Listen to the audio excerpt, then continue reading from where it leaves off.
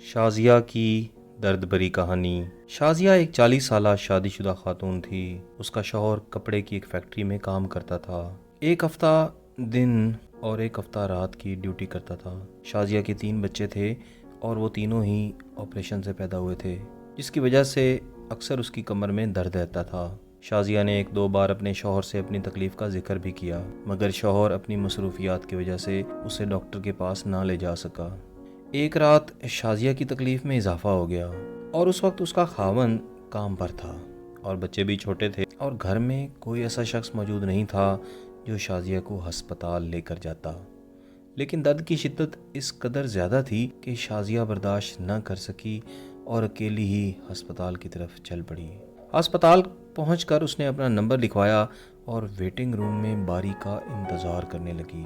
تھوڑی دیر کے بعد اس کا نمبر آ گیا اور وہ ڈاکٹر کے کیبن میں چلی گئی۔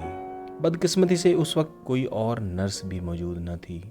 ڈاکٹر کے پوچھنے پر شازیہ نے بتایا کہ بچوں کی پیدائش کے بعد میری کمر میں درد رہنے لگا ہے، جس کی شدت اب مجھ سے برداشت نہیں ہوتی۔ شازیہ کی بات سن کر ڈاکٹر نے پاس پڑے بیڈ پر لیٹنے کا کہا۔ جب شازیہ بیڈ پر لیٹی تو ڈاکٹر نے چیک اپ کے بہانے اس کی کمر سے قمیض اٹھائی اور اس کی کمر کو اپنے ہاتھوں سے دبانے لگا۔ شازیہ یہی سمجھ رہی تھی کہ ڈاکٹر اسے معائنے کے طور پر ہاتھ لگا رہا ہے، لیکن شکل سے شریف نظر آنے والے ڈاکٹر کا اندر کا شیطان جاگ چکا تھا۔ وہ کمر پر ہاتھ پھیرتے ہوئے بولا، آپ کو انجیکشن کی ضرورت ہے، جس پر شازیہ ہاں میں سر ہلا دیا۔ اس درندہ صفت آدمی نے شازیہ کو نیم بے ہوشی کا ٹیکہ لگا دیا، جس نے فوری طور پر اثر کیا اور شازیہ کی آنکھوں کے سامنے اندھیرا ہونے لگا۔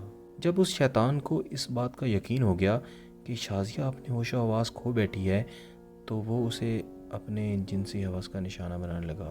تھوڑی دیر تک تو اسے ہوش تھا، مگر پھر وہ مکمل بے ہوش ہو گئی۔ جب شازیہ کو ہوش آیا تو اس کا خاوند اس کے پاس کھڑا تھا۔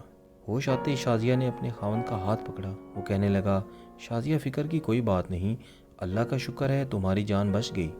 ڈاکٹر نے بتایا ہے کہ تمہیں کوئی دماغی دورہ پڑا تھا، جس کی وجہ سے تم بے ہوش ہو گئی تھی۔ شازیہ کی آنکھوں میں آنسو تھے، مگر وہ اپنے شوہر کو کچھ نہ بتا سکی اور طبیعت ٹھیک ہونے پر اس کا خاوند اسے گھر لے آیا۔